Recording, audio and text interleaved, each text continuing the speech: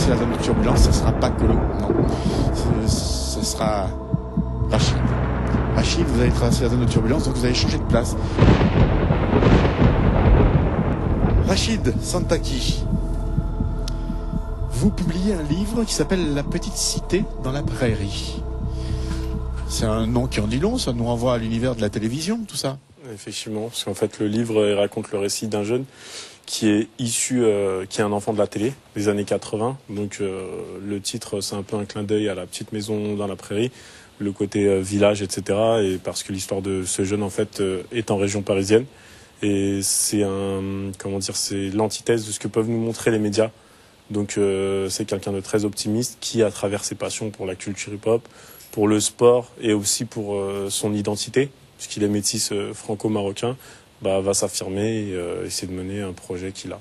Alors, c'est une trame narrative que vous avez délibérément choisie positive, avec une analyse d'une époque. Une époque où la diversité ne se dit pas, elle se vit à travers un phénomène urbain qualifié de culture hip-hop. Exactement. En fait, il y a deux choses qui sont assez étranges. C'est qu'à l'époque des années 80, la diversité en France n'existait pas. Si elle existait par l'immigration, mais pas à travers la culture, etc.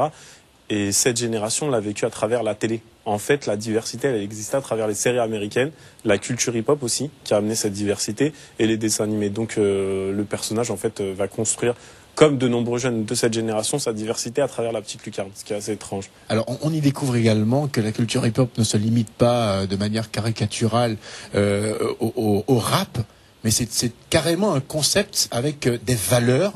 Et pour le coup, vous appliquez à travers ce personnage qui va sans cesse dans des allers-retours entre le Maroc, sa grand-mère, ses souvenirs et son vécu en banlieue, vivre autre chose que la banlieue qu'on nous montre à très forci.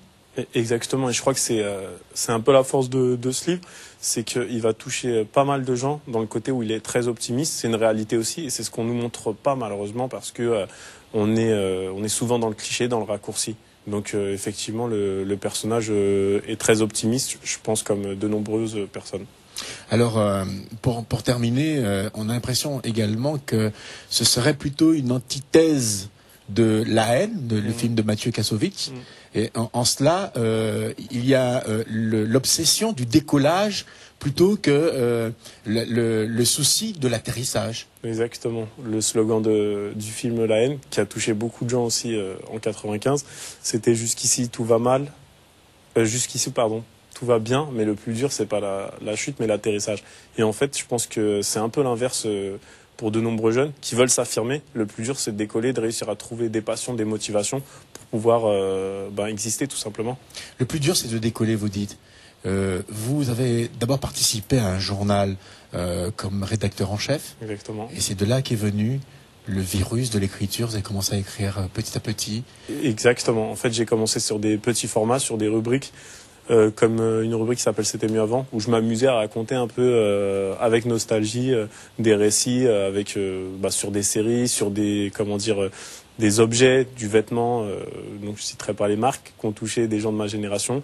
Et en fait, au fur et à mesure que j'écrivais, je prenais goût pour ça. Justement, tout à l'heure, on parlait de partage, de percussion.